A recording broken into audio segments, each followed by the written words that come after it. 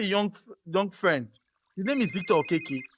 I think that if he's made a minister for trade and investment, he will go far and beyond. He will go on. He will not just mobilize resources from Nigeria. He would go to South Africa.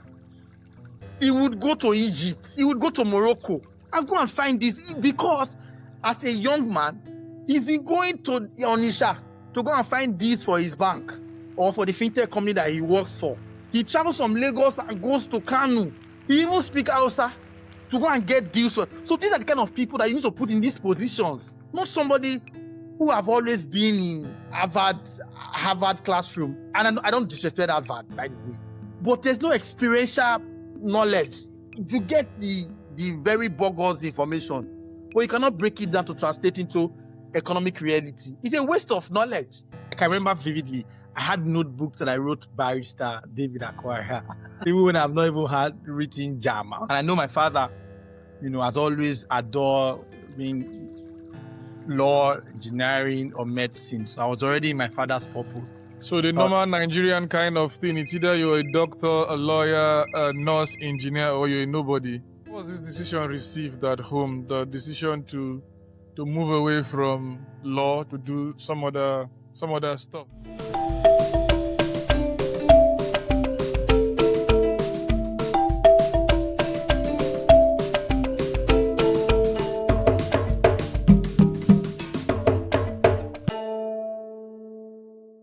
Today, I have someone interesting to talk to as a guest. David Akwara is a distinguished Nigerian filmmaker and storyteller, renowned for his commitment to documenting and amplifying African narratives. As the founder of David Akwara Films, he has produced and directed numerous impactful works. He first directed a movie or a short that was streamed in his bedroom, and from then it has taken a great turn ever since then. He has gone on to produce a whole lot of other work. We'll be talking about the Intercontinental Free Trade Zone down here. We'll be talking about a whole lot of other stuff, Words on Marble and the likes of that. His storytelling not only highlights socio-economic realities, but also inspires unity and progress across the continent.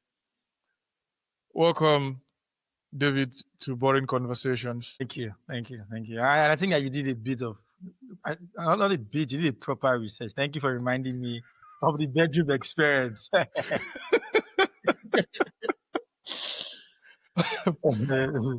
It's been a long walk for you. It's been a long journey.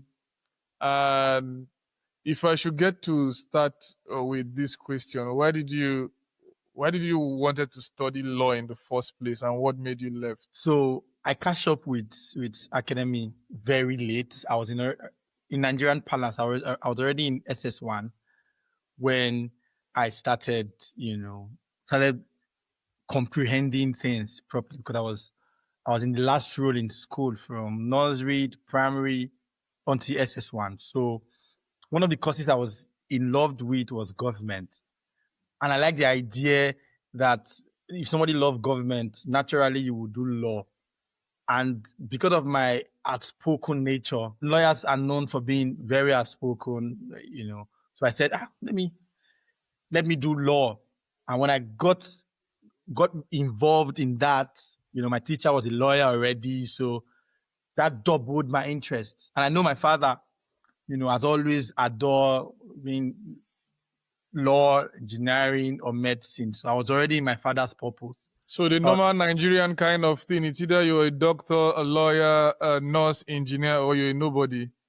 Exactly. I can remember vividly, I had notebooks that I wrote barrister David Akwara, even when I've not even had written JAMA. I was already, my late friend's mother, God bless her soul, till she died, she was always calling my lawyer, Yeah. So it was a cultural thing. If you're very outspoken, law is it. Nobody thinks that being outspoken means that you can be a poet or you can be a writer. Then it was law, and that was why I was I was very keen on that. And then at the point you left for film, and you went down to not just to start on your own. You actually attended institutes both in Nigeria and then in Ghana.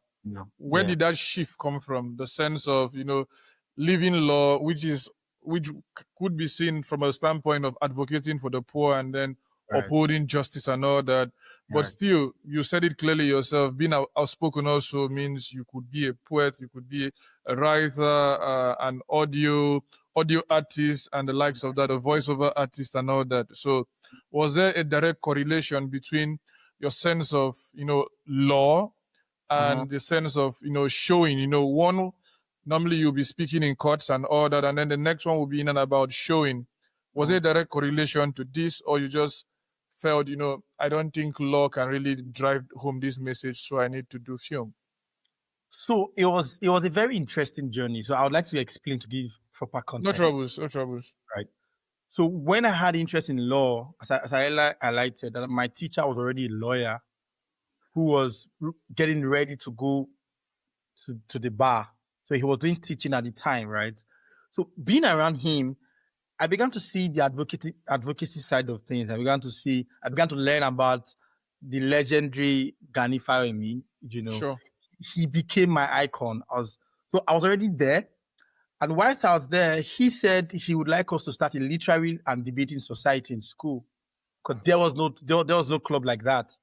And he said because of my interest, he would like to make me the head of the committee that would form that debating society. So I was excited. I took that, and afterwards, I later emerged as the president of that great school club.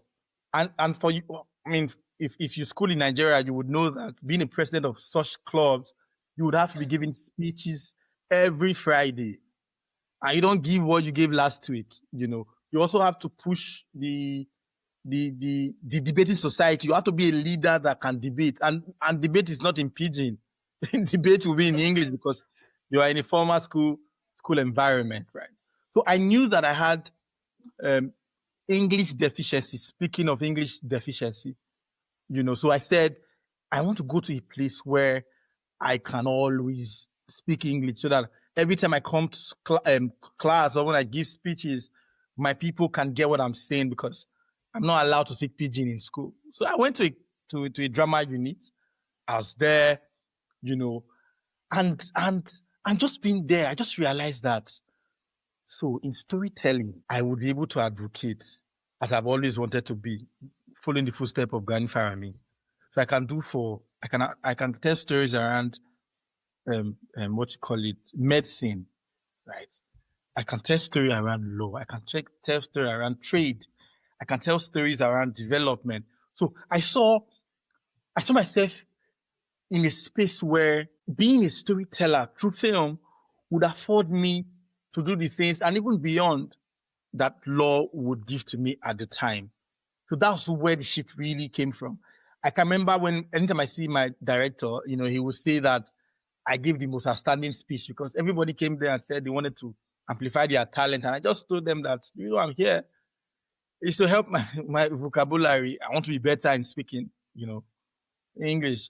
And that's how that switch happened, because I think because of that interest, my director at the time was giving me responsibility to direct, to tell stories, and I saw that, I can do so much and not be confined to the court system. And that's why, I sharply transitioned from pursuing a career in law to making film, even though sometimes I wish that I did law at the other hand, so that my father I can pacify my father. How was this decision received at home? The decision to move away from law to do some other stuff. I know for DK Chukwumerije, it was a case that he did law, as you always say, Obina, I did law to give to my father. When I finished the law, I gave my father, I showed my father the certificate. Papa, this is law. And then he went to become a poet, and he has always been a poet long before that even. So how did they receive your decision to leave law to do film? So interestingly, I have a very amazing father that, and that's why none of us, my siblings, who can hold it to my father that, oh, you didn't make me do this.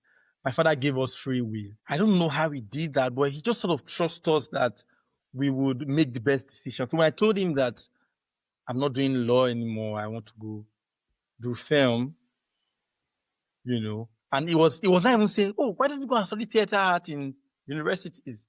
But I told him that people who have gone to university to study theater art, not so many are practicing.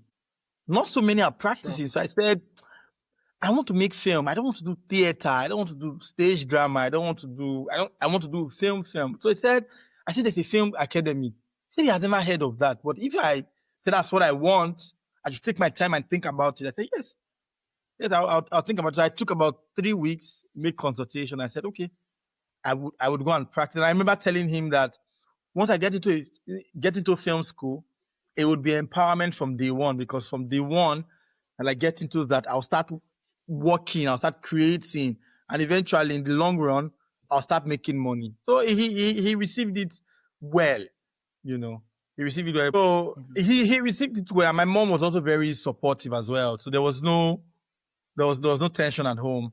They gave me all the love, and God bless them. I know that someone in the conversation I will have to mention, their influence in all.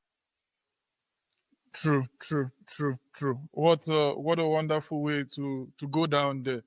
That that year when you directed your first film, so to say, and it was streamed in that in that bedroom or in that space of yours.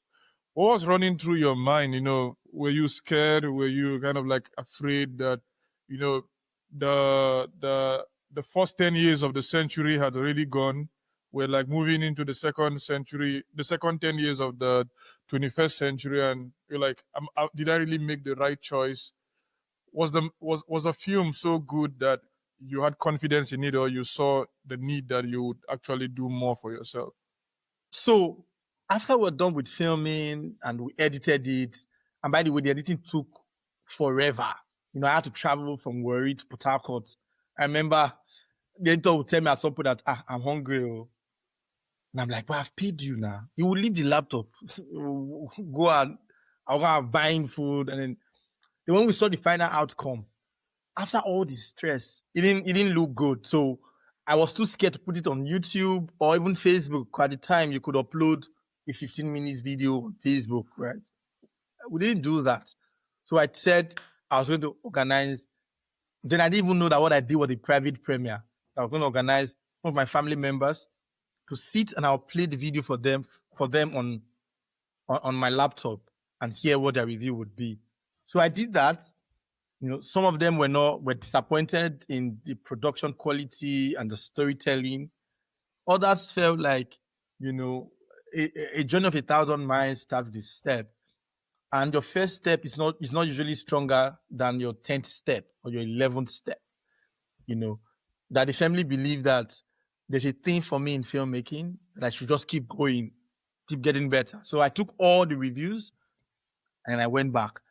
Went back to my drawing board. I started building, and I'm really grateful for how that has led me to where I am now. Wow. From Nigeria to Ghana to a couple of other countries within the African continent. When you look back, according to you, you said it was like a one-way ticket from Warri, and you were like off. You didn't know how you would come back. You didn't know how you would travel the continent, and you didn't know how you find your way around different countries. But fortunately, that is not the story now. The story now is all those stuff you've been able to do, and there have also been multiple return tickets as opposed to your own idea of a one-way ticket. Looking back at this journey of yours, did you see this far into the present at the moment and the work you've achieved, or you were just like in and about scared all along? To be honest, I didn't really see this, especially at this level, because I mean, where I'm from, the kind of dreams that I have, or the dreams that I'm living, I didn't see an example. to look at and say, even if they mention certain names that are very big, I can't relate to their experiences because I never met them in Warri. So I can't say that, oh, he's from Warri. Like in my immediate neighborhood, there's nobody who was going to make film, and the purpose of the film was to drive hope, was to drive development, was to bring you into certain kind of rooms, right? That it was not necessarily commercial in quote and unquote, right? So I didn't see to that extent, but what I knew was that, in my father's words, that you don't use pole votes jump into life. So you don't use a long stick to jump into life. It's in step at a time. So I trusted on that at every point on the journey it will become clearer. As long as I'm not standing. That's why when I said that I made my first film being afraid, all the things that I've done in my life, I have done them being afraid. Speaking about what you just mentioned about the one-way ticket, that was a specific project that changed my life, and that's The Rise, a film about the African continental free trade era. Prior to that time, I had traveled in my quest to find quality and practical education. I'm not sliding the school that I went to in Nigeria, but my reality was that if I was going to complete that school, I would not be able to perform. I would not be able to practicalize things the way I should, because even at that time, the school was also starting. They didn't have all the equipment that you would need. For example, I was the best light man in school, right? But I really did not handle a light. I was the best light man in paper. I could read it, I could code this, I could draw it, but I didn't really practicalize with those things. And I know that filmmaking is not in classroom. Filmmaking is in the field. So after 1 year being in the school, I knew that if I come out like this, I would have disappointed my father because I would not be able to practice as I have promised him. So I said, let me go and find a school in West Africa. And I thought, Benin Republic is closer. Because I mean, Ghana has been the place for me. That's a story I will share later when I start talking about my father, right? So I thought Benin Republic is the closest. So I started finding information. How do I get to Benin Republic? So I took a bus from Warri that took me to the border in Benin. The guy that I knew brought me in, make sure that he finished my money in Benin Republic. We bought chicken, he even borrowed part of the money that he's going to Cote d'Ivoire to meet his girlfriend that is coming back. Then left me in the hand of another friend.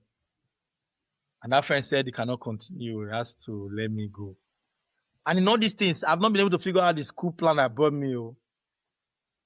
At the time when I started figuring out the school plan, they told me point blank that they will teach me film in French. So I have to go and learn French first. Tu parles français? Yeah, we.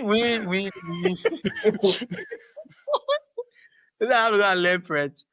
And as a young boy who is already 17, no, I don't have that. I feel like I feel like I'm too old for the age that I was, because I'm like, I don't have that time. I don't get this thing done. I have a point to prove. So I said I would not be able to do that. So I returned back to Nigeria. I spent like 2 months in Benin Republic, and that was the first place I saw in my life that a rain can be falling intensely and there will still be light. That's the story for another day. So yeah, that's how I came back.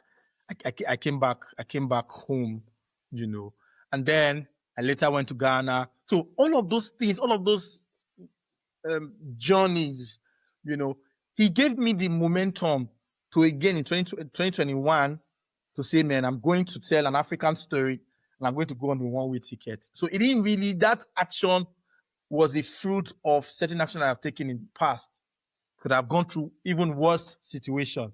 But I didn't really know that taking that step would get me on platforms like this, because if I did not go on that direct stuff, I would not be on boring conversation. I would have not been eligible to be invited, to rooms like this, or to the UN, or to the African Union, various events that they have done over the years. So I don't know if I've talked out of point, but yeah, I'll leave it there so that you ask the next question.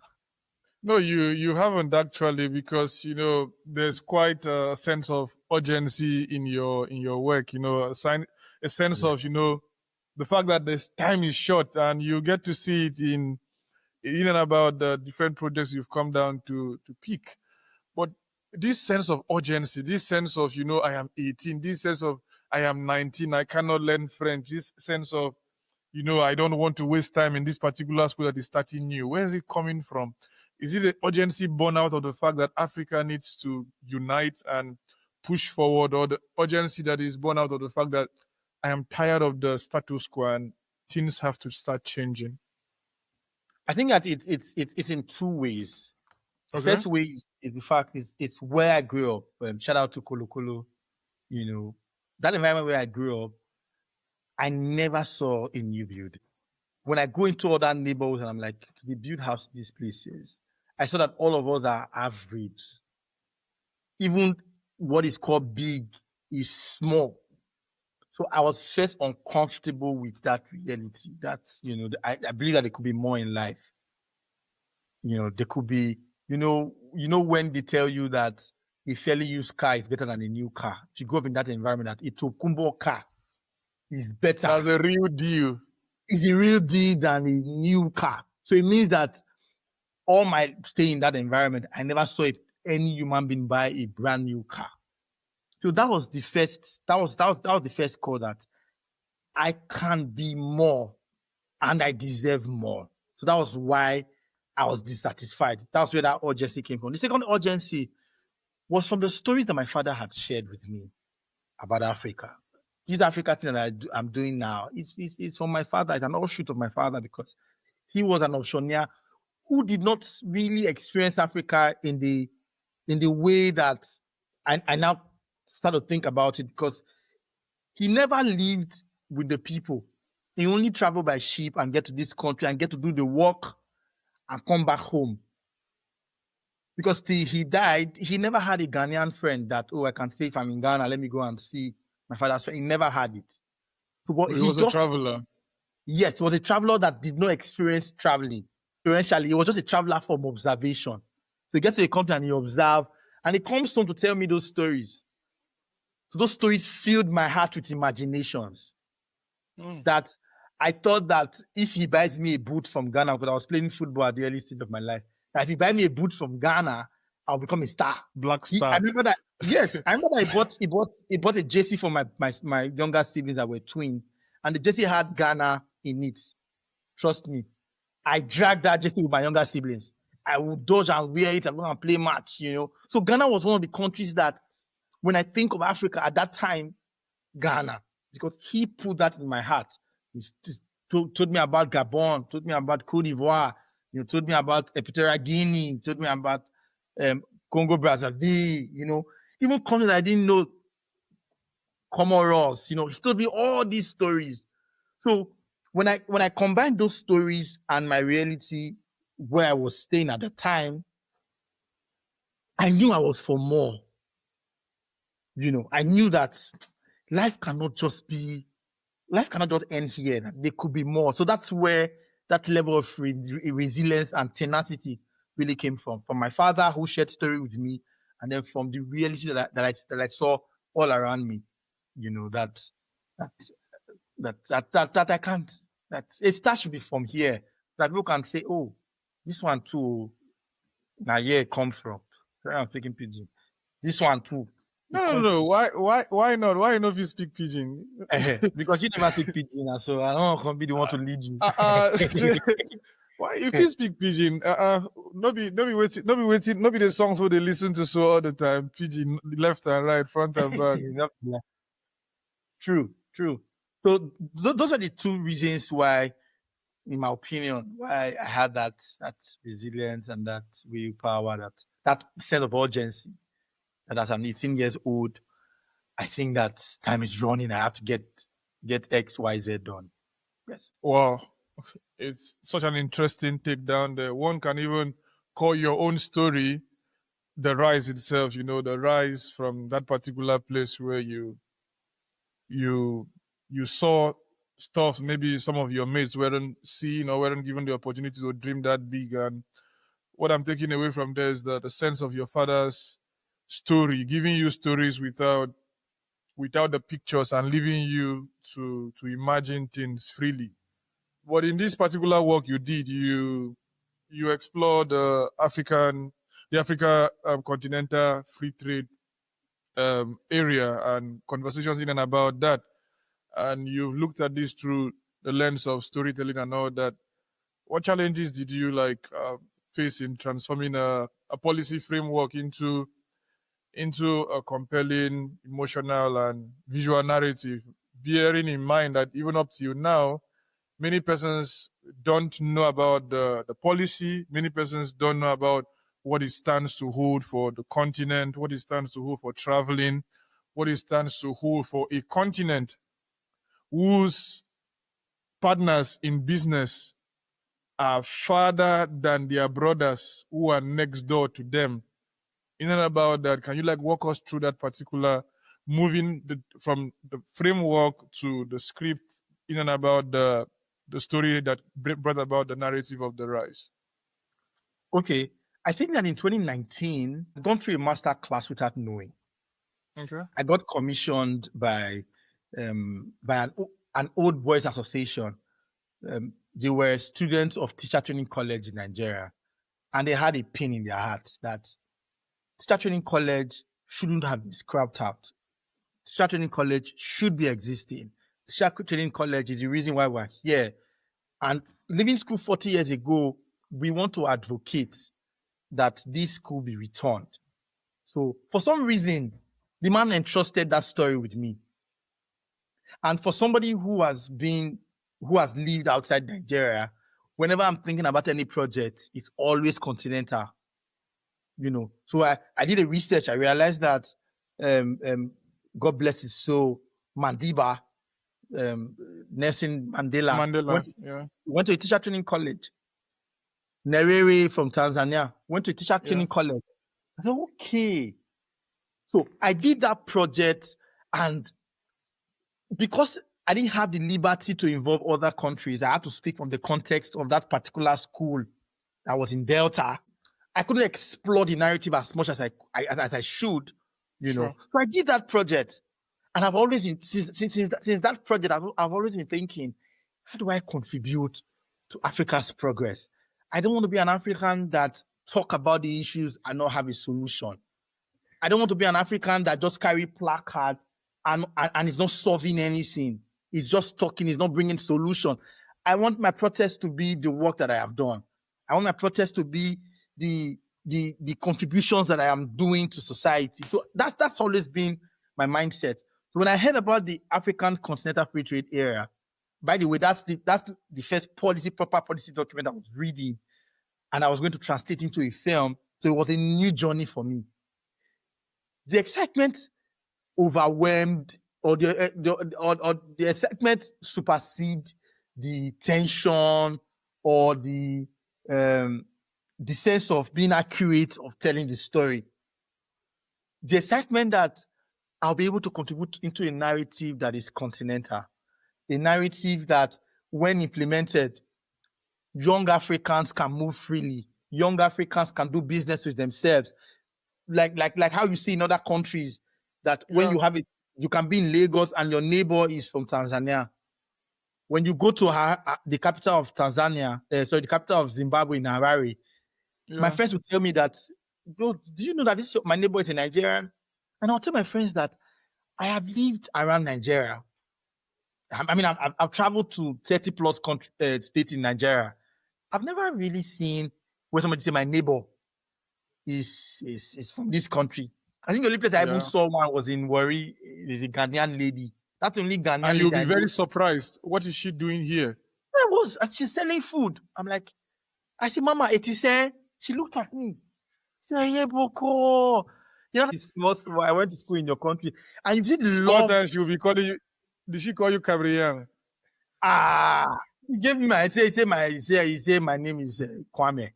That's Kwame or Fujo.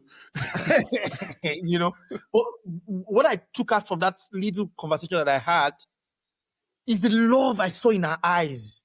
Yeah. Oh, this person has been to my place.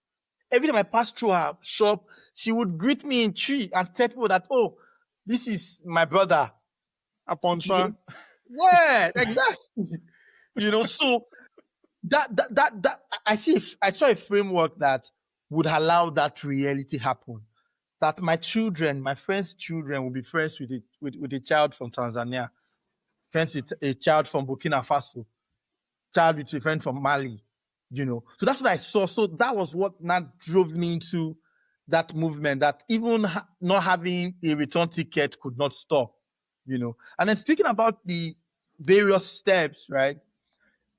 When I did my research and I saw that this work is going to happen, I had a partner who is Ghanaian but lives in the UK, Augustina Bissau, Unto. We worked on the entire first floor plan, how we're going to make the series. And we said that West Africa will start West Africa because it's where we know, and it's a place where we can move from one country to another. So we highlighted Ghana, Nigeria, Cote d'Ivoire, and Gambia. So those are the 5 countries that we explored during this project. And I would not start. Maybe I'll start with challenge because I have a lot of exciting things to say about what I saw. One of the challenges that I saw, on that journey is lack of education. And that education is not cognitive skill. It's not cognitive skill. It's not learning how to read and write. The education of coexistence, the education of unity, the education of peace, the education of sentiment over facts. So when they say all Nigerians are corrupt, we are over 250 million people. How do you meet 10% or 5% of corrupt people that exist everywhere else in the world and judge an entire nation as being bad? So I saw that as a challenge because I get into this country and I'm already judged. You're Nigerian. Yes, because I carry a green passport, or because they hear my tongue and they know that this is Nigerian, right? So that was my first challenge, And second challenge was traveling, especially by road when I flew into Ghana, by road, and all of the border extortions that happen on our borders, even if you are carrying an ECOWAS passport. That allows me to stay in any country for at least 60 days. Yeah. So that was the challenges that I really saw. But the things that kept me going were the good things.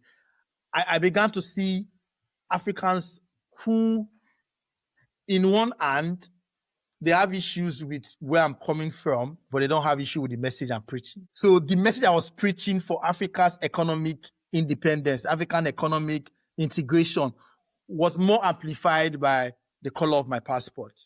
Mm-hmm. So I got into people's home who never knew where I was from and gave me a house to stay. I got into people's home, and when I'm leaving, they're saying, we're tipping you this for your transportation.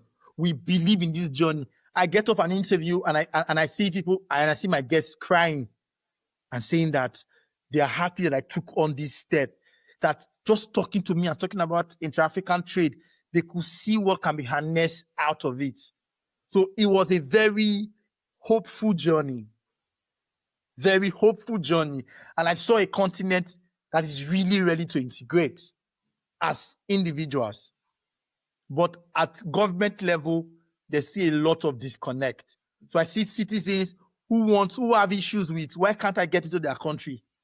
Because I own a particular passport. Why can't we allow somebody who's coming from 25 hours away from the continent get into our country for free, and you have to pay a visa? So I saw all these things. I saw the genuineness of Africans who wants to learn, Africans who acknowledge that we are doing well in filmmaking as Nigerians. That me, as a man from Cote d'Ivoire, I would like to have an exchange program with you. Mm-hmm. Because we see that you are doing good numbers on Netflix, you are doing good numbers on Amazon Prime, you are doing good numbers on YouTube. How do we tap into that market? I saw that genuineness. And this project in itself has given me a continental family that I dare say that there's virtually no country on this continent that I will not have a friend or I will not have somebody who knows somebody, that I don't have to necessarily pay for accommodation. I can remember when I went to Zambia in 2023, my host didn't want me to go. He said that every time on WhatsApp, when they see my status, they'll say, when are you coming back? These were people who I was introduced to them. My main host was not around, introduced me to somebody else. And that person said, I'm not family. And I want them to have that experience when they come to Nigeria, when they come to different part of the continent. So doing this project has not given me a continental family. And I believe that when this is properly implemented, we will not have a continent that go on protests. Because when a man is not hungry, he doesn't protest. It's when he's hungry that he protests. So if intra-African trade can happen, we would have less riots and protests like the one that is raging in Kenya. We will not see that anymore. We will not see what is happening in Lesotho. We will not see all these things that is even in Nigeria where we live. Because there will be economic prosperity for all. Because we're not asking for too much, even in these protests, we're just asking for the barest minimum, food to eat. Not even very few persons still have cars today, even in Nigeria. So just food to eat, a roof over one's head, school for children, and the chance to go partying if that's what one wants to do, or the chance to go worship if that's what one wants to do. But we don't even get to see up to 10%. Speaking of this, because sometimes I get into some countries, I'm like, how did these people get it right? I've never seen a protest in Botswana before. I've never heard of a protest in Botswana. And if there has been protest, maybe it would be during the colonial master days. I never heard of any in Namibia. Even in Rwanda. And when you get into these countries, you would see that the leaders are thinking for the people. Of course. But what we have in most of the countries, leaders have their children playing for other countries. You know how ridiculous that is? I'm a president of a country, and my son is playing football for another country in Europe or in America. And I'm leading a country. It's the same thing when you are leading a country in Nigeria and all your children are schooling abroad. They have and you travel, you go, you wear these raincoats and you wear all these coats and you look as though you're a caricature of yourself. And then you take these pictures, and they don't also see this particular angle that they're losing touch with their family. Look at the story you and your dad share. Look at the story you and your mother share. And come to see how these people are lagging and lacking in that particular regards, because be it from Wike to Uzodinma to whatsoever, without name calling and all that, you can see that their children will grow not having relationship with their parents. Because one, they have to be outside, they have to be in different places. So the man is back home here, stealing and stealing and stealing and stealing, buying lands that the children would not even come back to even look at. Let's even leave the whole situation of Wike saying the children are Nigerians and they have rights to own lands. And you begin to ask yourself, how old is Wike's child, and the number of lands that was purported that he has under his name, and all of those type of conversation. And it leaves me just thinking, the quality of leaders we have and how we ordinarily have been treated so badly and so sad. I get that. Because all these things are alleged. Of course, normally. Or there's something that happened recently. I was having a conversation with one of a very close friend, and he was saying that the father has a lot of lands. Speaking about lands in the east, and the children said, "We dash it out. We're not going back. We're not interested." And I'm thinking, when this man was amassing all this wealth, and this man is not even a politician; he's a private citizen. He was buying all these things. If he had invested in human beings, because these children don't give an F about the land, they don't even intend to come back home. The only reason I would make them come back is either to come and bury the man. And once they bury the man, that's the end. For the ones who are, where I'm from, we've seen what we call old money. Yeah. Because there was no transition plan. And that's what Africa is. Africa has not been able to get to a point where we have a proper transition plan. A government gets into power, And what they are not doing is to destroy what the other government has done. Shouldn't be like that. It should be continuity. And you get into developed countries and you wonder how they were there. It's continuity. Like I have said in the beginning of our conversation, that where I am now is a product of a journey that started in a bedroom. Sure. Now people go to cinema and go and watch my film. People watch my film from across the world. I remember when our film was screened in Silicon Valley, I saw how this crowd was chanting my name after watching a film that I created that started in my hometown, worried. Yeah. And somebody is in Silicon Valley and is hailing me and is thanking me for telling such an important story.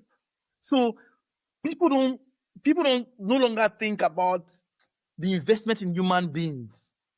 So Africa are not thinking in that. Our leaders are not thinking in this direction. That's why we're having all of this discontinuity. That's why my next documentary is going to be on global education, but it's not going to be on education on cognitive abilities. It's hard to think as a human being that continuity is life, that people grow into things. You don't jump into things. That people are supposed to understand that life is a process. And one generation do to a point, another generation takes it further. But what we have in our various countries now is people want to jumpstart. I see a lot of money. Yeah, I see a lot of children who are from the privileged. They can't even really. They try to relate with reality. It's hard because they've never, and these children had parents who related with reality. They were not also coming from wealth. Now they give birth to a generation that they feel entitled. They don't think that they have to work for anything. They think that we are lazy because we don't have what they have. True. You know, so that has to change. That mindset has to change as Africans. That, you know what, we should play the long game. We should not eat for today. If we are doing deals with any organization, with any country, we should think of the long-term impact, not the dollars that they will give you today. And I think that people have not realized that we are going to die empty. Nobody's living here with anything. We are going to die the way we came. That we came with nothing, we're going to live with nothing. You know, I just really hope that, you know, we could keep on pushing this narrative, that people start to think that it's not for us, and the Ubuntu philosophy can truly live. That I am because you are.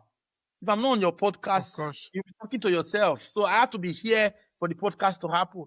If you don't have this vision for this podcast, the podcast will never happen, because you have to be there for me to be invited. That sense of connectivity has to be imbibed by everyone, you know. And I'll keep raising my voice for this, with the work that I do and the opportunity that I have, like you have just given me to speak, that African unity is non-negotiable. I share your passion, and I see where it's coming from, and I see how it goes. The likes of you have spoken about, you know, the fact that, you know, Africa must tell her story or risk extinction. In your sense of storytelling, in your sense of philosophy and all that, what is this sense of extinction you're talking about? Physical extinction, or giving the power to other media houses from other parts of the world to come tell our stories for us, which we have seen over the years to be inaccurate, or the extinction of losing our own voice in and about everything we do? Because if you take, for instance, in Israel at the moment, with the whole issue about the Palestinian conflict and all that, journalists have not been allowed to come into the country to report the stories. And even the journalists that are in Gaza have been targeted day by day, day by day, day by day, to show that there's an importance as it concerns telling stories, and telling the stories by yourself, and telling the stories by your own people. So what sense of extinction are you envisioning for the continent if we fail to tell our own stories by ourselves? So there's a cultural extinction that I think that's what bothers me the most, you know. That's one of the things that bothers me the most, the cultural extinction. The reason why we are Africans is because of our uniqueness. It's because of our way of, and once that is threatened, everything economic, everything would go away. I was telling my friends that in the next generation, People will come and pay diaries of their wives with English. If it is not happening already. Right. Because I mean, now you could get a family member who can speak the language and speak on your behalf. Right. But I'm Oh, I saying that see. I in see. I see. totality, nobody understands the language and nobody understands where we're going to. You know the reason why I think I fear for my generation is the fact that we have not been privileged to even have proper horror story. Remember, from what we've been saying, the reason why I have a continental pursuit was because I had a father that told me oral storytelling, and they were undiluted. They were not exaggerated. Now, we will not have, we are not able to dream because nobody have told us the Oduduwa story to a point where it has put an image in our head. Yeah. Nobody have told us the story of the Obas, the innovations that they did at this point, that you go back home and you say that my forefathers did this. I think that is almost even gone already. Yeah. And sometimes when you sit down and you think about the fact that the likes of the names where we hear Zeus and we hear Thor, these are fictional characters in books. And there's real Amadioa. Amadioa is really... Yeah, and then you look at Marvel, the Marvel studio and all their production, it's based on these fictional stories, it's based on this imagination. And when we watch them as though, these were things that actually happened. And our stories, to me, our stories are more real than their stories on many fronts, because they believe Zeus, to a large extent, is a fictional character. But when you talk about Amadioha to an Igbo man, he's not thinking of a fictional deity somewhere. He's thinking about something that has effect till tomorrow. When you talk about how do they call this? The governor that served briefly before P2B took over from him. What was his name? The former minister of labor. Yeah, horseman that has Ngige. Ngige and the whole idea of Okija Shrine. How many persons followed him to go down there to go and take oath down there? Because these stories are still stories people fear. But like you said, we've not been able to tell them well enough. And it speaks of the fact that many persons don't even think we have sense of horror to write about horror movies and the likes of that.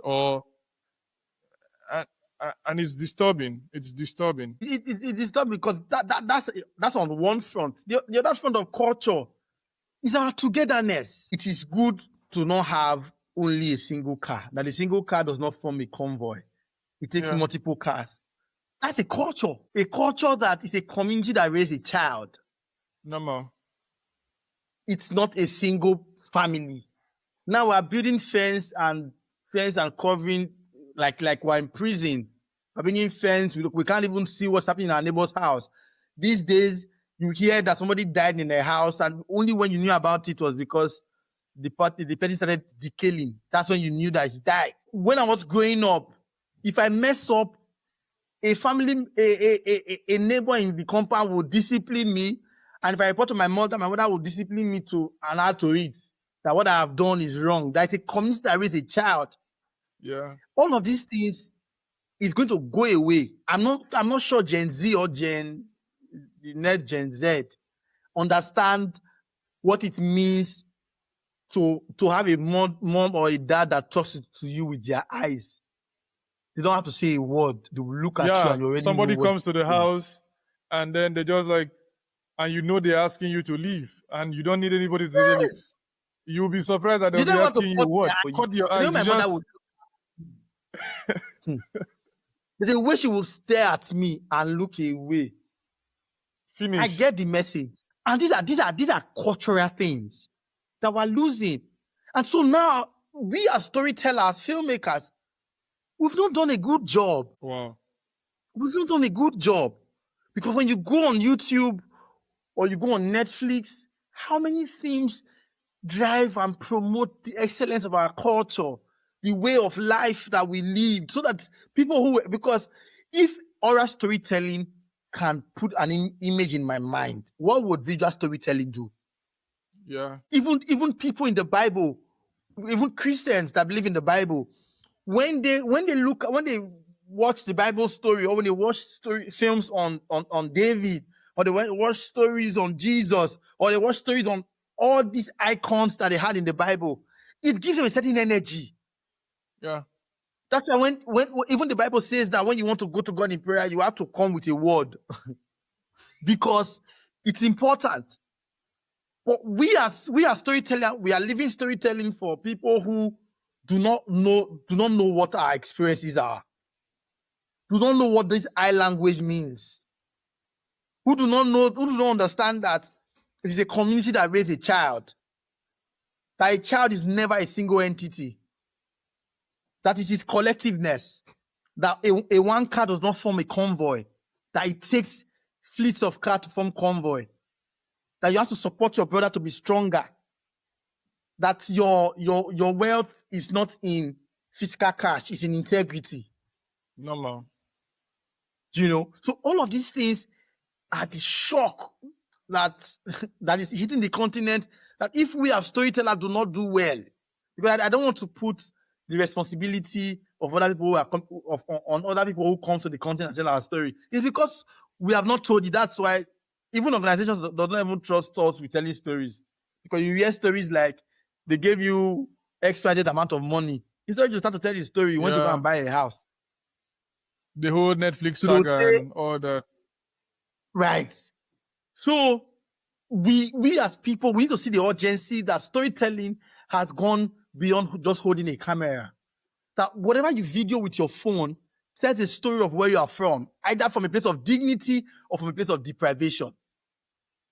When you type a text or a chat, when you type a message online, what ChatGPT and all this AI tool feed on, it's information that we put on the internet. So when you know that, when there's a sense of urgency, that when you put anything in the internet, it tells the stories of where you are from. Am I saying that we shouldn't tell stories of lack, of struggles, yes, because it's a reality of life. But what should we amplify more? It's our strength. I'm sharing my story with you, and I'm telling you that I took XYZ numbers of steps as a growing man. I went to countries where I knew nobody, and I survived it. Did I suffer in that journey? Yes. But was resilient built from it? Yes. So why don't we amplify the resilient part of David Akwara's journey? Mm-hmm. Why do we focus on, he should have not taken that journey, he did this in the journey, he did that in the journey, he disobeyed his mother in the journey, he did not do this? Why can't we focus on the fruit of the journey? So Africans, we need to focus on the progress that we have made as people, and remind ourselves that we had ancestors who invented things before technology came mainstream. And many persons don't understand that the bronze is in Ubuku outdates a whole lot of stuff. The new culture in the north and all of those type of conversations. The library in Timbuktu and all of these things are things worthy of telling. And and just to add to it, with the hope that people who are in these sectors will be able to help us, let's revive museums. I think that every city or every urban area should have a museum. When you go to the UK, they'll tell you that in Reading, they have a museum that tells you about the history of Reading, or right? Sure. You should either come to Warri, or come to Udu, or come to Efru, and there's a gallery, and you are say as Obin as from the eastern part of Nigeria, you come into Efru, or you come into Warri, or you come into Udu, and you are able to, in 2 hours, understand where we're coming from. In 2 hours, you are dressed the way we are dressed culturally. So that picnics should not be in resorts alone. Picnics should be happening in museums, because the people who are telling us about picnics and all this enjoyment, they have these museums, and they have everything that preserves their culture. Yeah. But we are letting it go. We say that a Benin bronze is a jazz, so you can't go and touch it, you can't go and look at it. You go to Benin, you go to the Igu heritage site, you would expect it to be a world-class environment, because Benin has a rich culture. Of course, there's almost no country you go to as a Nigerian that they won't ask you about the Benin people. They won't ask you about Someone asked me when I was like working on Joseph Conrad's Heart of Darkness in Poland if the Benin Walls were still in existence. And he learned this from anthropologists who came to the continent many years ago, read, and these are places they want to come. And then the first question he asked me is Nigeria safe to visit and all that? And in my head, I had to first of all run through a whole lot of things in my head before I start giving answers to stuff like that. Do you want to demarcate do you want to demarcate the country? What if you tell him everything is fine and he goes and then he ends up in the hands of wrong people? What will you tell his family? And so I just looked for a way to like shift from that particular conversation, but it goes to show the reality of at the moment how far we are from the progress we ought to be making. Just to add, our storytelling should be geared towards a mission, and that mission is let our storytelling inform the kind of leaders that we want to lead our states and our countries and our governments. Let the storytelling not just talk about Africa, talk about culture. Let there be an undertone that as people, we have the responsibility to elect leaders. That is our choice of leaders that has brought us here. You can't expect a leader who has never done a business in his life to understand what business is. Yeah. You can't expect a leader who have never exported money. You can't expect a leader who have never exported anything out of their country, and you make them minister of trade and investments, or make them controller general of custom. Yeah. So it should go back to the urgency of we the people are the leaders. We the people are the one who are going to elect the leaders who would have a sympathy or who would understand the reality of having a museum. If you make me a commissioner for tourism in Delta State, for example, I will highlight five cities in Delta, and I'm going to put a museum there. So when we talk about non-oil exports, this is it. Warri name is so popular that people just want to come and see what it looks like. But when you come to Warri, you will be almost disappointed, like, okay. And it's not because the place is a disappointing place. It's because there's too much stories that were not documented for people to go on with. And when you live here, you say this item, you got it from Warri. It's only native to Warri. If it is comedy, because that's one thing that we're strong with, we should be able to have clubhouse that are art driven, that are not beer parlors. Because there's a beer parlor and there's a club, there's another art center that you can come and enjoy undiluted comedy performance. Sure. I have a series I'm working on in one of those clubhouses. It's a podcast open for people who on a Friday, on a Saturday are done with work. There are topics already proposed, and you just sit down and you have open conversations, and nobody is stopping you from drinking. Nobody is stopping you from eating with your family. But as you go to a comedy and you sit down and watch things happen, you get to see that also get to happen down there. You see clubhouses where there are books, where you can pick a book and then you get to read. And a place like Warri. Yes. We should have libraries in that library. I had a plan, and I hope that, I get the money as soon as possible. I want to have a library, and there will be a museum. And my museum is going to be, it's not just going to be art exhibitions. Art exhibitions will be there, but the focus is, I want to show things that made your childhood your childhood. So when you walk into that museum, it brings you back to 1991, 1992, 1993. You see the progression that we have made over the years. Yeah. You would even see the fonts that we used to use in those days. You would see our invention. So that people, because it is culture that gives people a sense of identity and pride. That's why when I speak on this topic, I'm very passionate about it. And in my travels across the continent, I have gotten my message. We have to get governance right. And governance can and only be driven by the people. So our storytelling should remind the people that you are the government. Elect leaders who are credible. Elect leaders who understand the reality. Leaders who are like you, who want to effect change. We celebrate Rwanda every time as one of the safest countries in Africa, as a meeting point, as a country that even when they say don't take out visa restrictions, add visa as a way to control population, Rwanda has taken out no visa, just get a passport and fly into the country, and it's still safe. Has that not demystify the stories of if you open your border, it will be flooded and you'll be run over by terrorists?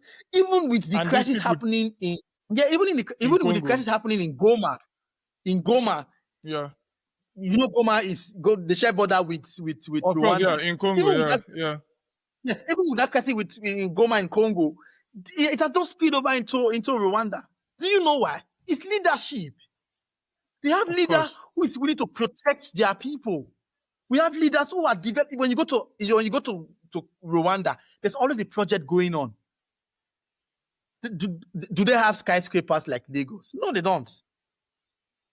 But they have decent, affordable homes. The citizens are not hungry. They are the ones telling you to come back to their country. When they come back to their country, you bring whatever currency you have in your country, and that goes directly into the SME who is selling rice on the streets.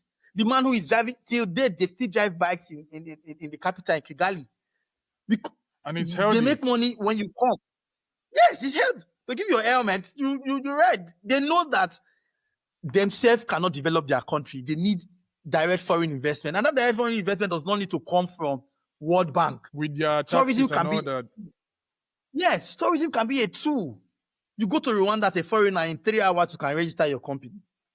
Where else can you do that in 3 hours? As a foreigner, you can register a company in Rwanda.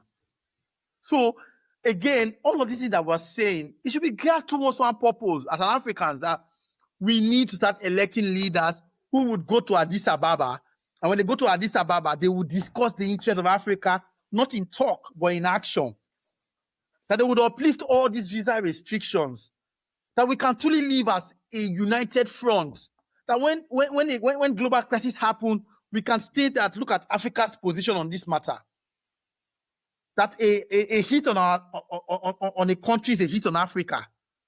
That we can still at a single block into conversation. But all of this cannot happen if we don't elect leaders who are African minded, for lack of a better word, and African centric leaders. Yeah. You know. So when I get into this mood, I don't want to stop. It's Ubuntu. These are words on marble itself. These are words on marbles itself, and it also ties down to that particular project down there, and wisdom of elders left for a young man to get to carry. And it's sad that we have people who benefited from everything. I have an uncle who said they were the last set of those who benefited from free meal tickets in 1983 or thereabout in Unical. Right. And this is somebody who has also served in the government. But if you get to ask me now to ask him what was the contribution of during his time in government as it concerns bettering the country, for lack of better words, and for what they call, why are you asking me that question? Are you not afraid of the our elders and all that? You get to see those problems down there. Words on marble, words on marble, words on marble. In and about this, how should we be looking back to the few elders we have left who are still standing on integrity, who are still standing on pushing down Africa's wisdom to the next generation, and what should young people be doing to revive and make sure that these conversations take place between the old and the young? Okay.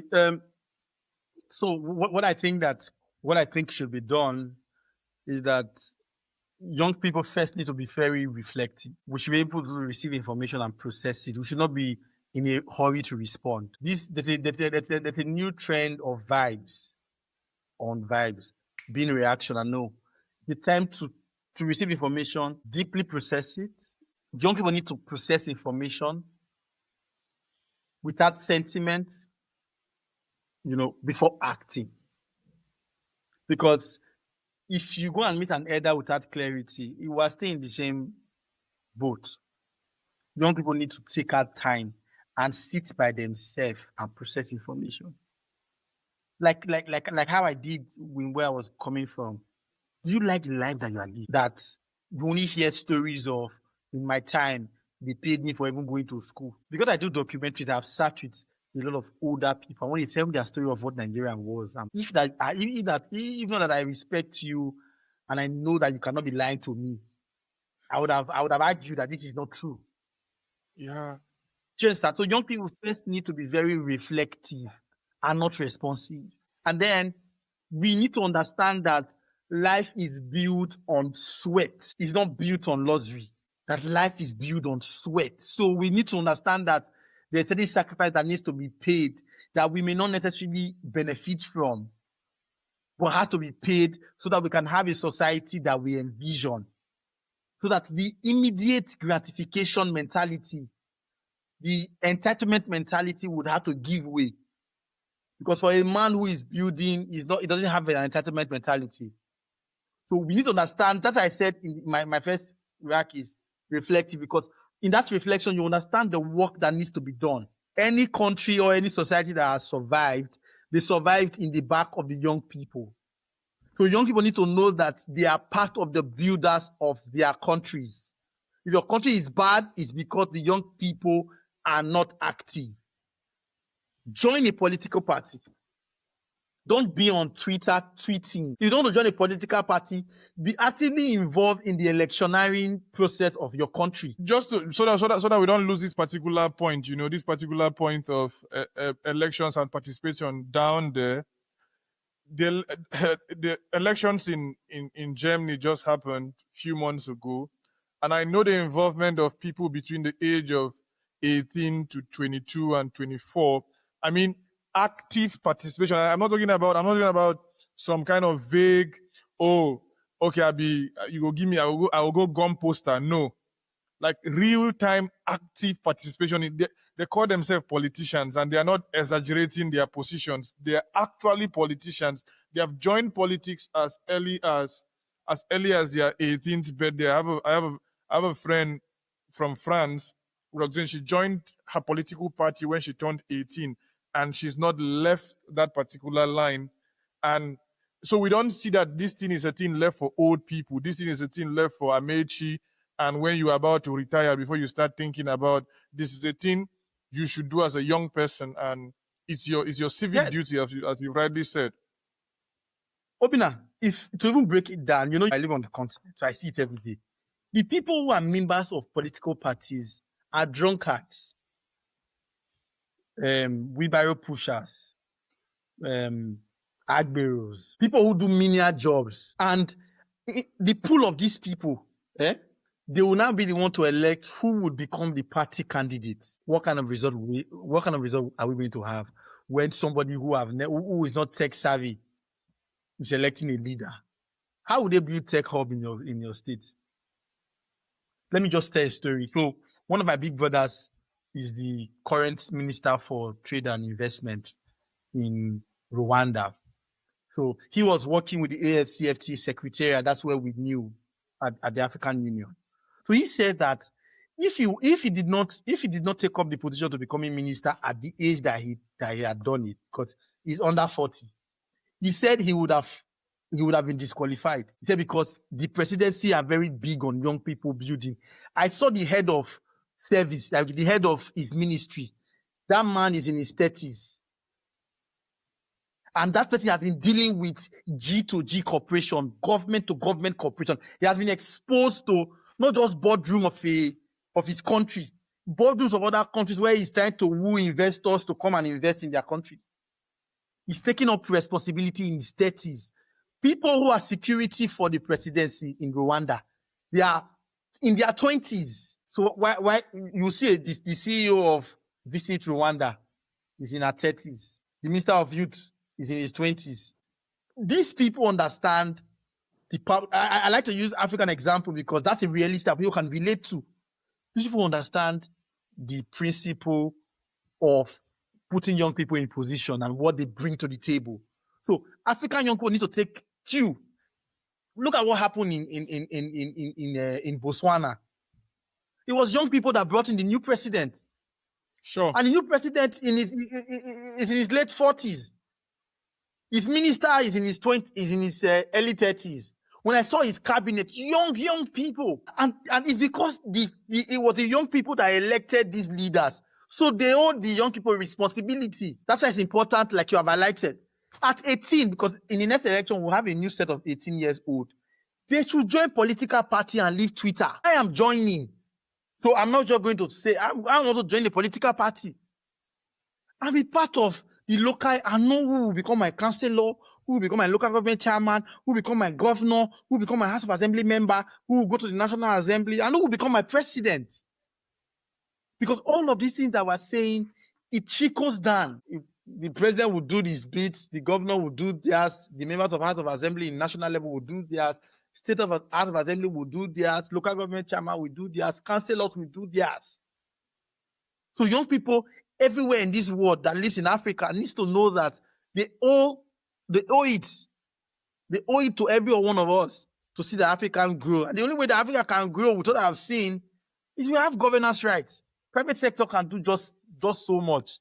If a policy come and say that we don't want to use we want to close down our border for 10 years, you can't do anything. Sure. I mean, we saw in Nigeria that our border was closed for a while. You can't do anything. And once you get into this position, you don't have the power to remove them until they complete their tenure. So we need to be wise. I'm not campaigning for any political party. I'm just saying that young people, we need to be in political parties. I'm able to scrutinize who would lead us. I have a young friend. His name is Victor Okeke. I think that if he's made a minister for trade and investment, he will go far and beyond. He will go on. He will not just mobilize resources from Nigeria. He would go to South Africa. He would go to Egypt. He would go to Morocco and go and find this, because as a young man, he's been going to Onisha to go and find this for his bank or for the fintech company that he works for. He travels from Lagos and goes to Kanu. He even speaks Hausa to go and get deals. So these are the kind of people that you need to put in these positions. Not somebody who have always been in Harvard classroom. And I don't disrespect Harvard, by the way. But there's no experiential knowledge. You get the very bogus information, but you cannot break it down to translate into economic reality. It's a waste of knowledge.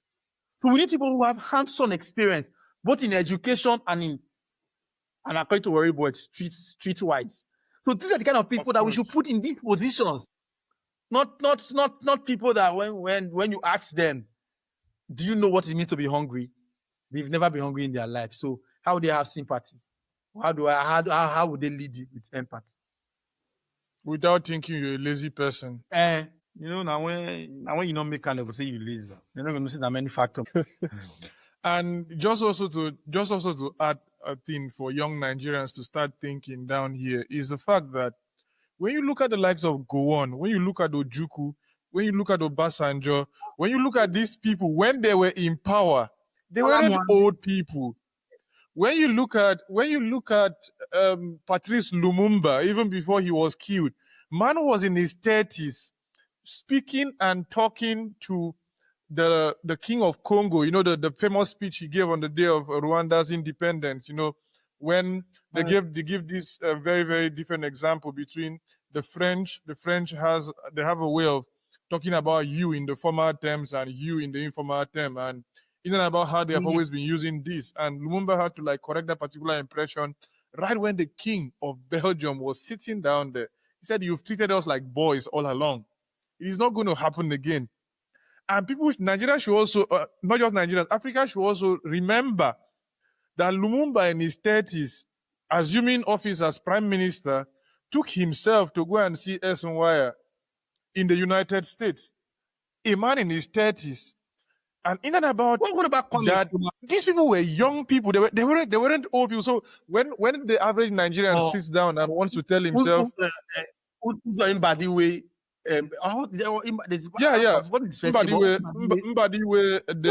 Michael Okpara, Wole Soyinka started publishing in his 20s. Chinua Achebe wrote Things Fall Apart when nobody had done anything similar to that. I think he was 27. So Nigeria shouldn't be thinking that there should be 40, 50, 60. Okay, Chimamanda, she was 23 or 24 when she published.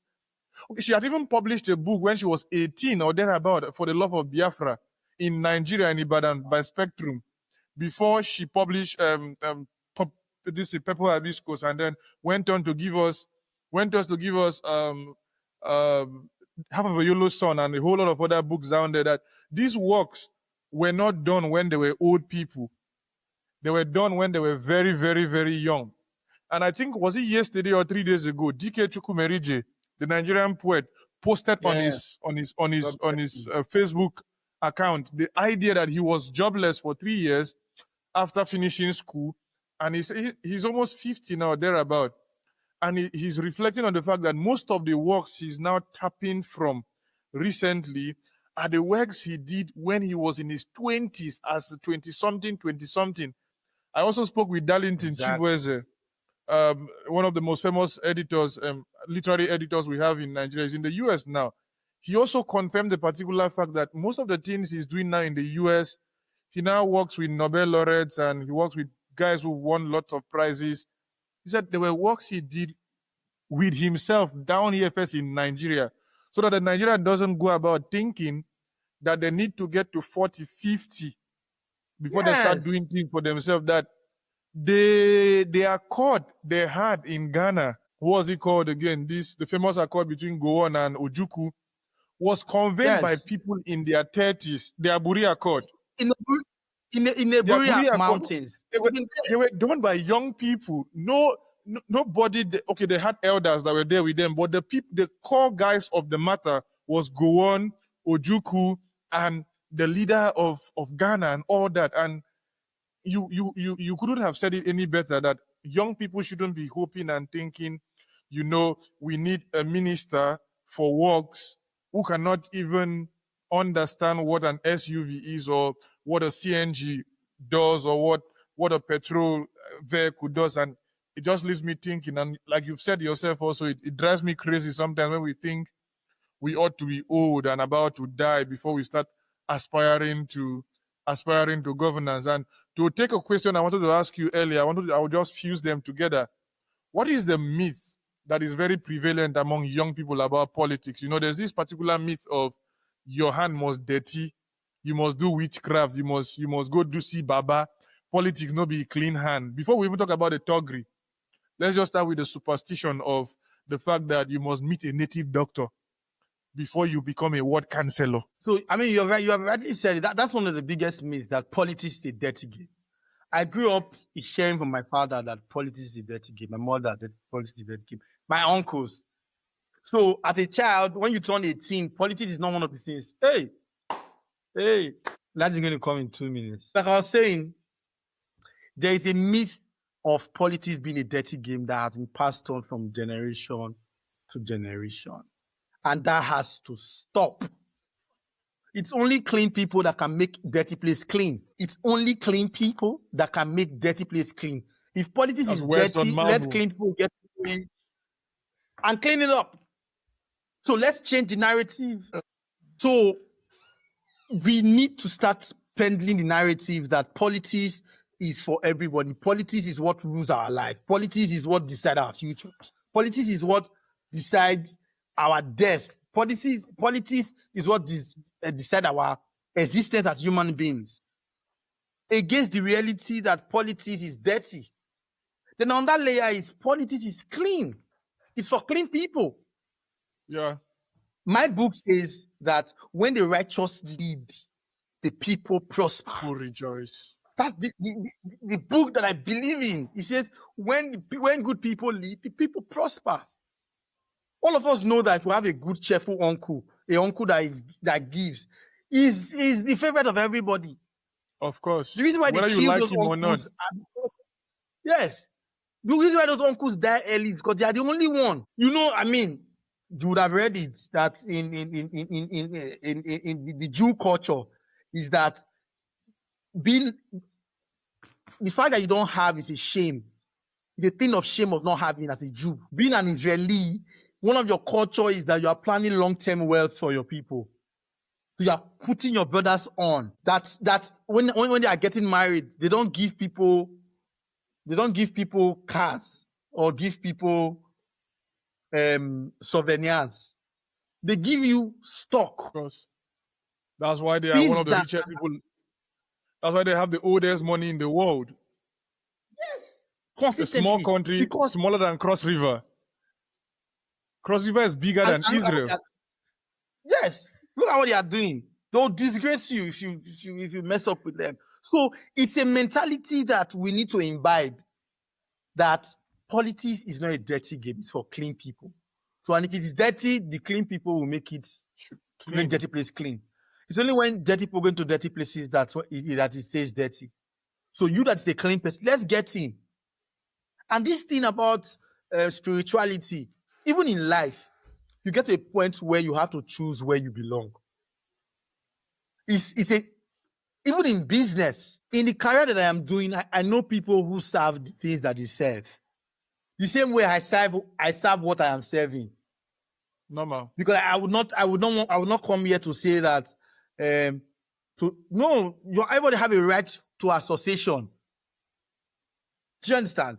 So that thing that they say you must see Babalawo, even people who do business, they see Babalawo too. So it's not peculiar to politics. I think that the older people who have been in power for the longest time are the one peddling this narrative that politics is dirty, is brutal, it's this. Yes, we agree that it's brutal. So is life. Life is brutal. Life is hard. Business is hard. Career pursuit is hard. I told you how I traveled. I didn't even share how I was sleeping in bus in Ghana in my early days. I was sleeping in a bus park. Is that not hard? It's hard. That's the same way. And I had option to go and do another thing. But I said, no, I'm going to stay on this. And it's going to pay off. And thank God it's paying off gradually.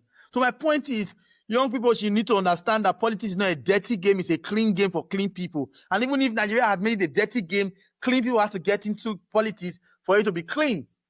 And then we should stop that narrative that our parents keep telling us that don't get into politics, you die early. Everybody's going to die anyways.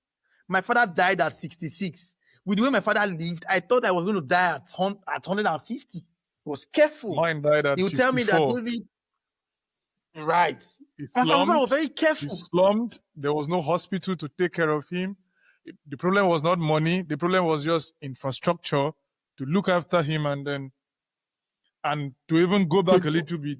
My grandmother in 2004 went for a conference somewhere. The problem was not money. She slumped. There was no doctor to attend to her, and she died. So even with the so-called money, exactly.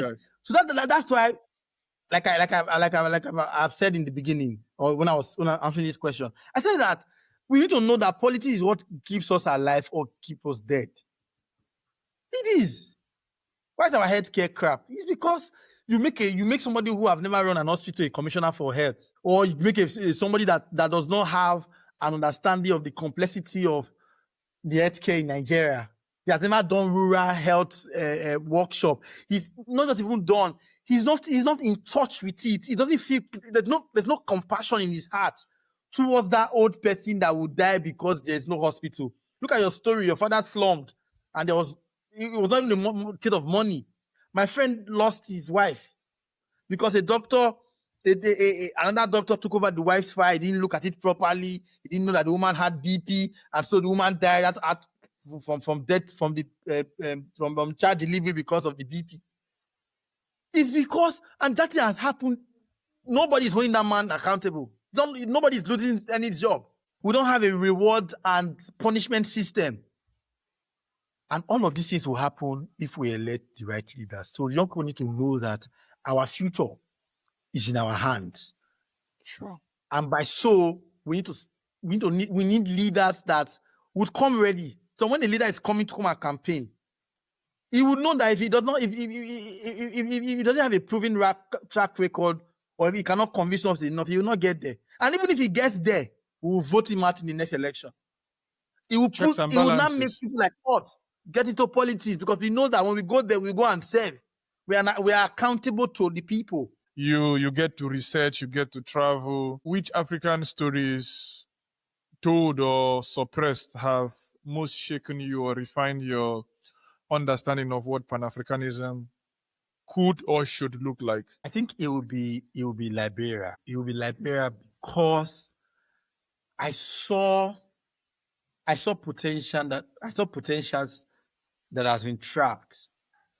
That has been trapped in alcohol, that has been trapped in deceit, that we can never move past the wall, that has been trapped with lawlessness, that has been trapped by bad and poor policy decisions.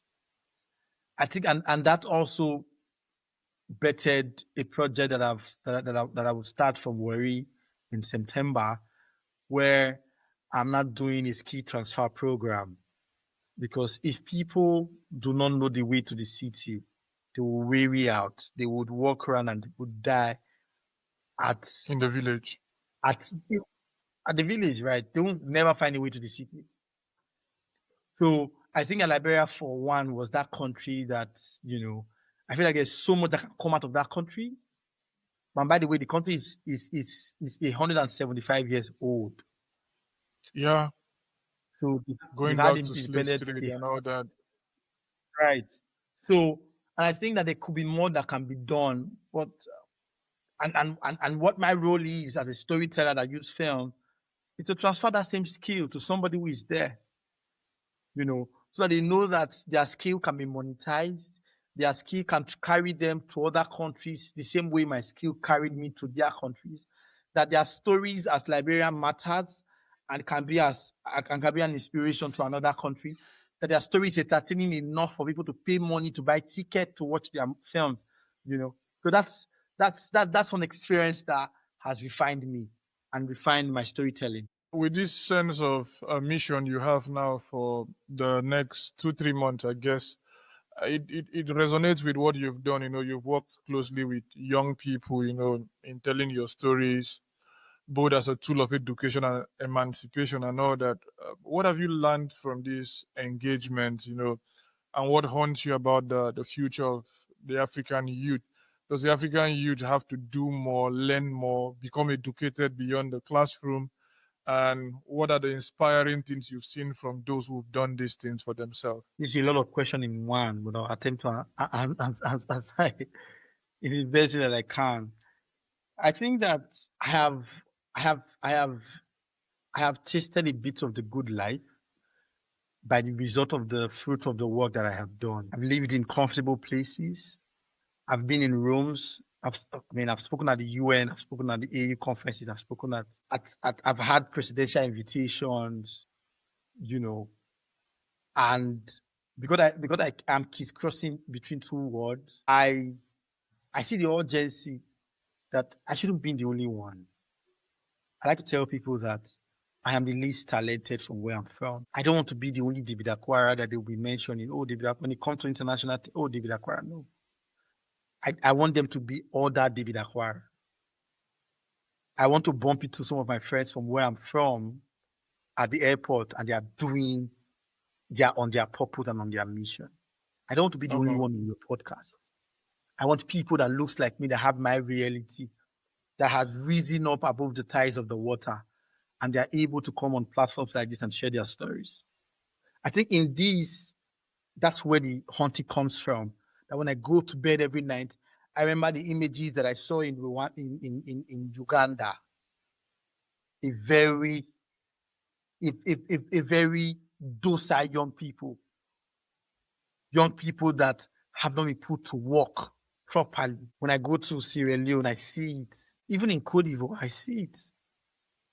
Even in spite of the infrastructure that we see in Cote d'Ivoire, a lot of docile young people who do not own anything to their names. These things hurt me. These things haunt me. And the least I can do is to transfer the skill that I have.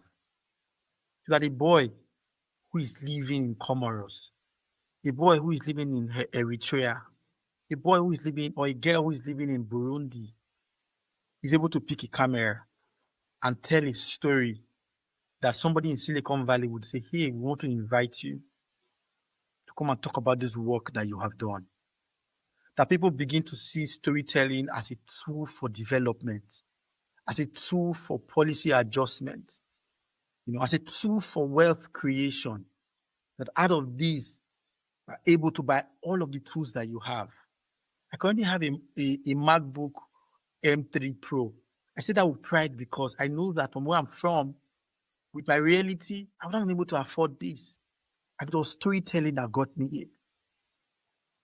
I have a camera. It was from storytelling. I have a family. It's from storytelling. I live in a comfortable place in Lagos. It's from storytelling. When people go on my Facebook from 2010, you'll be able to see my trajectory from how I was slim to how I'm now a little bit bulky. So I have seen the fruit of storytelling. And I think that if other people across the continent are able to tap from this, it will move them forward a bit. And it's also a call to other people in different fields. We need to prioritize knowledge transfer so that we don't be the only car. We need a convoy. And the longer the convoy, the more beautiful it is. And the only way to create convoy is to start doing intentional skill transfer and mentoring young people to see that look at where I was before and look at where I'm going. Look at where you should be. Anybody that meets me at this point of my life, they are going to jumpstart. They're not going to go through all the struggles that I have gone through. They're going to stand on my shoulders. You get the point. And that's how I want young people who are like me, who are achieving their beats, to know that there's a duty to transfer that to the next person. The duty to transfer that to the next person. And the person that we're transferring it to needs to also understand that they have a duty to transfer it backward. And let's go back to the old Ubuntu philosophy that I am as David Akwara because you are as Obina. Thank you. Sure, brother. There's no better way you would have said this. It reminds me of the fact that villages used to contribute money to send the bright one in their village to go to university. And then when that one finishes, he comes to pay back the debt to the village back. And then they take that money and give to the next family. And the most disappointing thing sometimes, most of the time, is that some persons never came back to like continue to transfer Yes. and that particular money system. Yes, yes. So go back. Even the Igbo apprenticeship system also, if that never happened after the war, there would have been problem. I think that's one of the things that has kept a huge part of the continent. I say that with all sense of pride. Is the Igbo apprenticeship system, because I can dare go to Zimbabwe. Well, I was in Zim last year, and my friend is telling me that there's an entire community, and I went there. There were Igbo people that were dominating those places. In Tanzania, the same thing. In Uganda, the same thing. In Kenya, the same thing. So because a culture decides to do X, Y, Z, look at the development that has brought. So imagine if we start to implement all of these things. Imagine if Igbo apprenticeship goes mainstream, that it transcends only the Igbo people, that a Yoruba man can apply that same thing. An Hausa man can do that. An Yoruba man that I am can do that. We'll move things forward.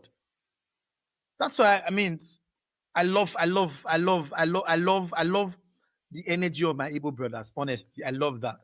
I know that there are shortcomings here and there, but I love that. I love their sense of community. If my father had not left the East, he wouldn't have met my mother in Cross River, and I wouldn't have been here talking to you too. So it's still that sense of movement. That's true of Nigeria. So you're not just an Igbo man. You're also from. I'm from the South too. Yeah. Yeah. So, yeah. I lived pretty much my first 13 years in Cross River. So now you need to marry an Hausa girl, or you balance the equation. I have lived in the North also. I've also lived in the West, right? I consider myself a kind of a cosmopolitan, and this thing they talk about tribalism, I tend not to understand it because I know Olu, I know Oluoni, I know Ekene, I know Karu, I know Ogenero, I've known people from different. I've lived in Port Harcourt. I spent about 1 year in Owerri. But as we come to a close down here, as a man of faith that you are, the David that you are and all that, how has your spiritual life influenced your work? Do you see your documentaries as a form of the ministry? Because I see it that way, as a Christian myself also, and somebody who really value monastic life and has spent time also in a couple of monasteries left and right here and there. You said it gives you this sense of quiet from the noise of the world, and it gives you a sense of movement. How do you see your how do you see your work and your documentaries and your films as a sense of ministry, and how do you navigate between your faith and work? I think that it would be proud and it would be foolish for me to say that I am David Akwara with a particular film that has given me this access into realms and opportunities. It was what God whispered in my ears in 2020. He said I should do it. He gave me the formula and the formats on how I should go about it. And like the children of Israelites, as he led me, I had water to drink, I had food, I had means to Man. move. So I'm a big fan of God, that if you're doing anything, the God that I serve comes through. Comes through. He's guided me on this journey. I won't lie.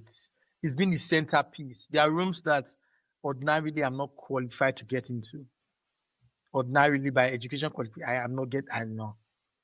It's sort of, when he says that we see the end from the beginning and the beginning from the end.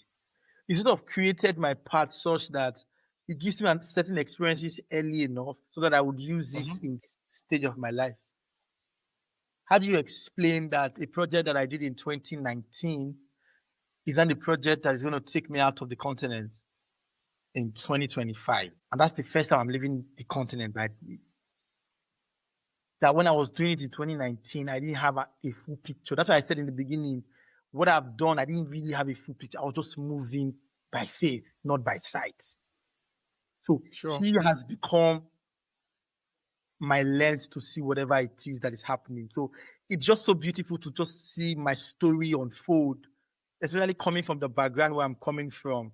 And I think I've exemplified that part of the Bible that says that he can make a a man on the street a king. The man who he made one of the most prosperous king and the most influential king in Israel was somebody who was in the bush. He never understood what royalty was. He had siblings who were even living with the king, who were in the king's army. Those were not selected. It was somebody who was in the beach, in the bush, tending to sheep that was Ships. that was made a king. So that has been my story. And I can't take God out of it. So I encourage a lot of people that this life is spiritual. There has to be some level of spirituality. So if you decide not to follow mine, I advise you to have some level of spirituality, because you don't live this life with a clear eye. There are things that are beyond your control, beyond your understanding, that it takes your spiritual alertness to get through it. As a storyteller, I have been in places where ordinarily I would have died. I have made some mistakes that ordinarily would have led into some very chaotic situations. But for some ways, he makes a way. He makes a way, and he has always given his angels charge over me, so that I will not dash my foot against a stone. So he has been my compass. I can't. Even this podcast will not be enough to just think about his goodness. Telling from somebody who had nothing. Sometimes I walk around my estate and I'm like I'm the first person in my in my family, my father's children, to live in this sort of comfortable place. Nobody has ever done that. I'm breaking record that nobody in my family has ever done. I'm being an example. There's something that happened recently. My brother traveled to Kenya for the first time. If you see the sense of pride that I had, because I've been there. My brother, my father has been there. Now my brother is taking up. I'm flying by air. My brother is also flying by air.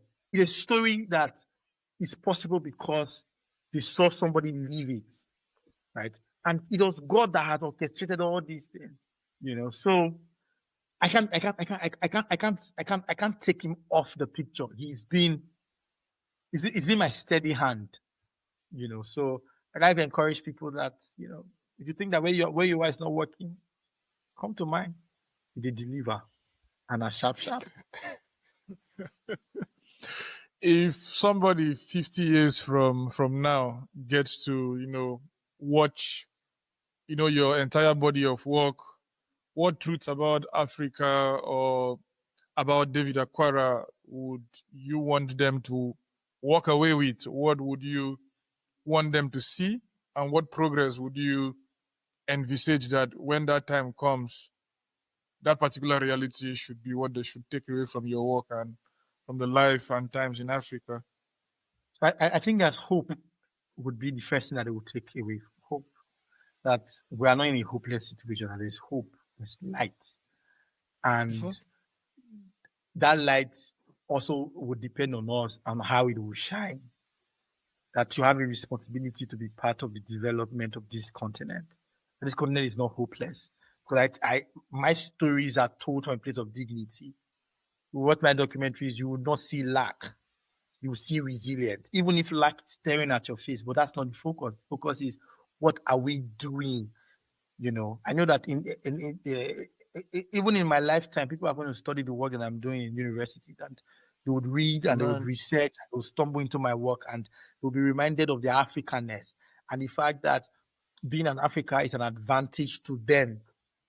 So the ones who are going to stay, the ones who are from Asia that are going to stay in the work that I will do in Asia, they will know that being an Asian matters, and look at the reality of being an Asian that they can do X, Y, Z. So anybody who go into my body of work would have something that is very hopeful, a little light that you can carry. And every time you are reminded that look at who your forefathers were, look at what they have been able to achieve, look at the inspiration that we have been able to draw from their lives, and look at the responsibility that I have to keep this light going. That's I think that I'm somebody who look at my work in the next 50 years. With hope wow, on. wow, what a wonderful way got down there to ask. The next thing I wanted to talk about was hope, but you have already like you have already encapsulated that particular take down there.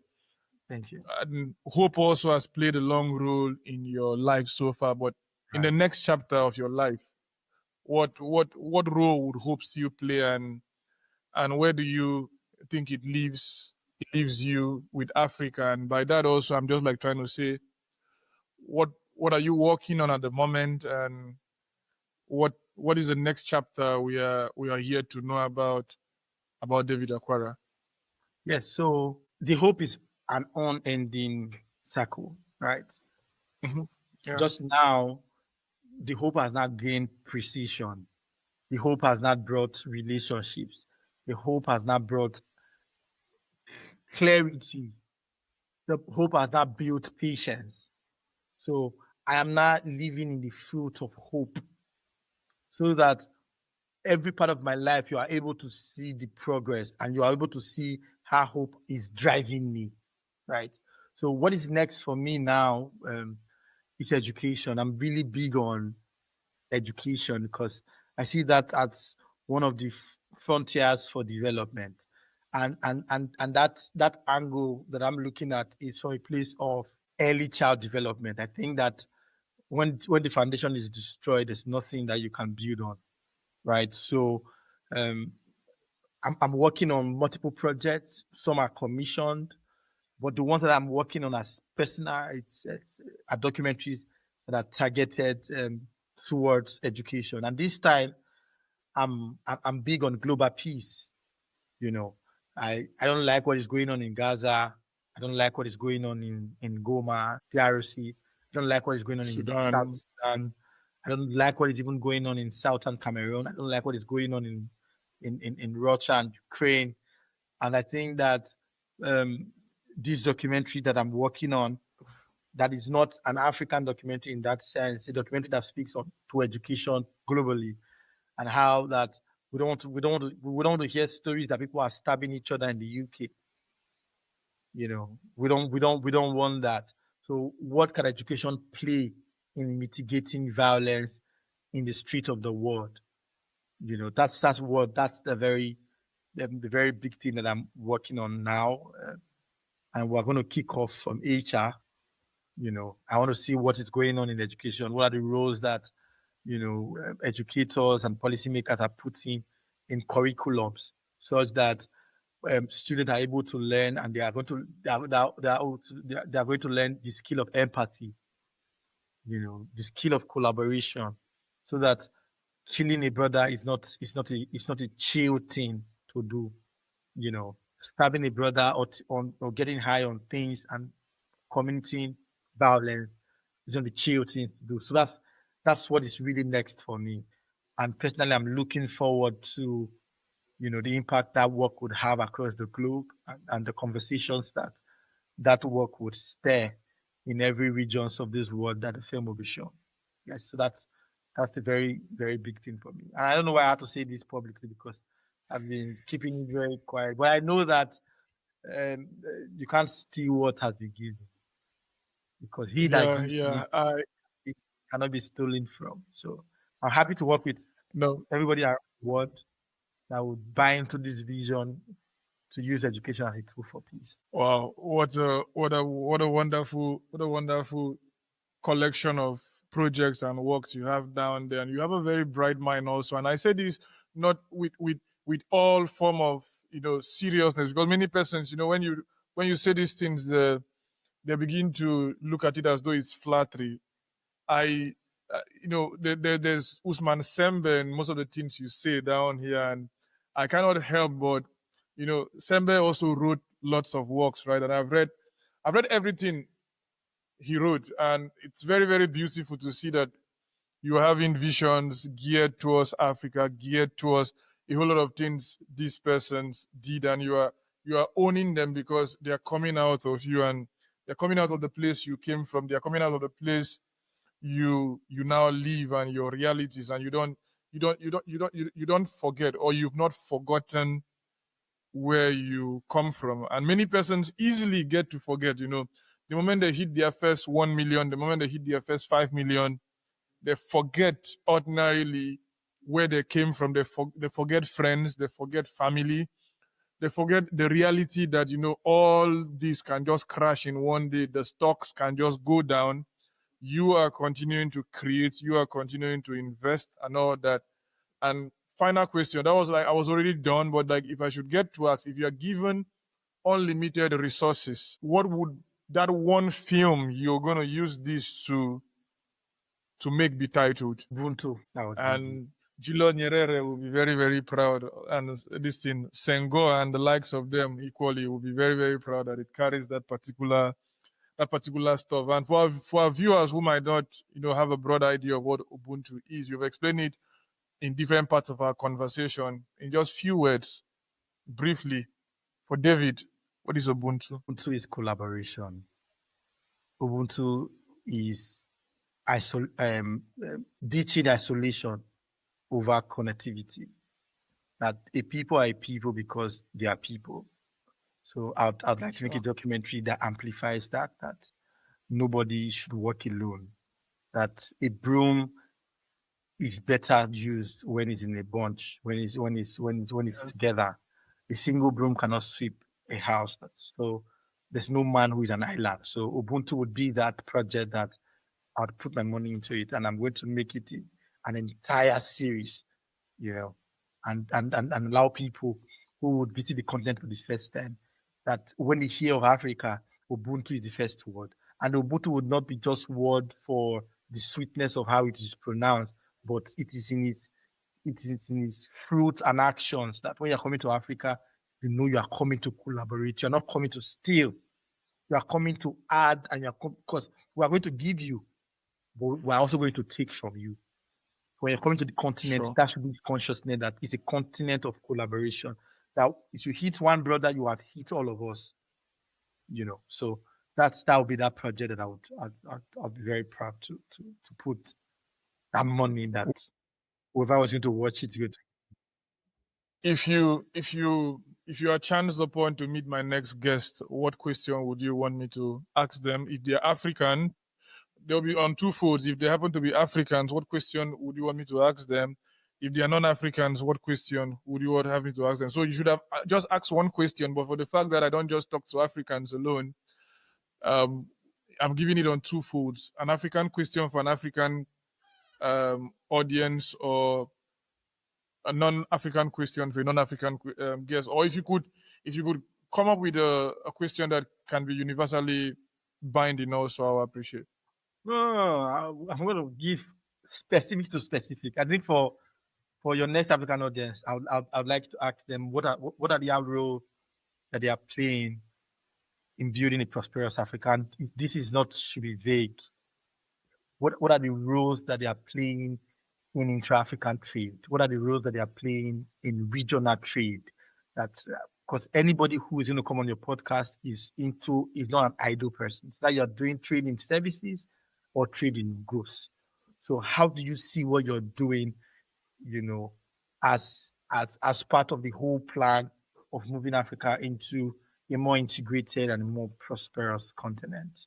And then for somebody who is not an African, is my question would be for that person. My question for that person would be: how do you think education can lead to a very lack of a better word?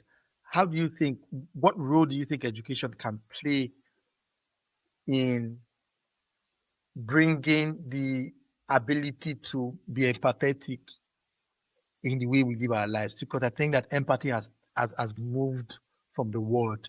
So how do you think that education can restore empathy in our society? That people move with empathy, that people don't think that you are stupid for being kind, So that would be my question to somebody who is not African. I hope it was Wow. clear. Yeah, it was clear, and definitely I will convey. And even the questions are so important that I would have to dish out the two questions to two different guests now, and I would make references back to this particular clip down here. And with that, I get to say, thank you so much, Mr. David Akwara, for sharing your time here with us, your journey, your vision, your journey. Your journey is a journey, or your journey is the journey. I should make use of the proper adjective down there, and it's been a whole lot. Your vision is clear, and all we from this end can wish you is that may your days be long. May your labors be plentiful. Because they say to the one who has gotten work, more work should be given. The reward for hard work is more work, and we have sacrificed you as one of those who put himself out there to do this and to continue to do down there. It's a lot for you accepting to talk to a podcast that is still on its very, very, very basic phase, and it's important that we're having this conversation. And I really, really appreciate, the words remind us that storytelling is a lot. There's art in it. It's beyond carrying a camera and then putting in front and then just talking.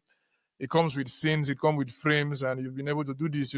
It's like strategy. There should be a strategy to it. There should be beauty. There should be a sense of healing. There should be a sense of memory.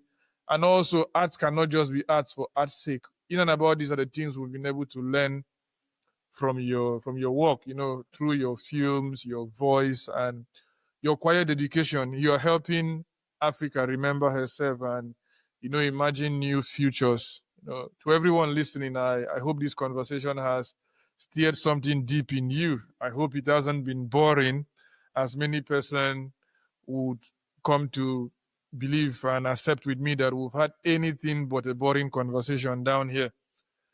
Let it be called any other thing. Let it be called a story. Let it be called, something you live by. Let it be called the bravery of David's life down here. Let it be called a whole lot of things, but it has not been a boring conversation. And I am Birimbo bin Mecca. Until next time, keep thinking, keep building, and keep listening. With that, we come to the end of our conversation down here. Thank you, Mr. David Akwara. Thank you so much. I'm happy to be here. I hope to be invited again. Oh, sure. I would get to invite you. And look, I can talk to you from now till tomorrow. I don't know. I've never spoken to anybody who is boring. I don't know why. I'm looking for one very, very boring person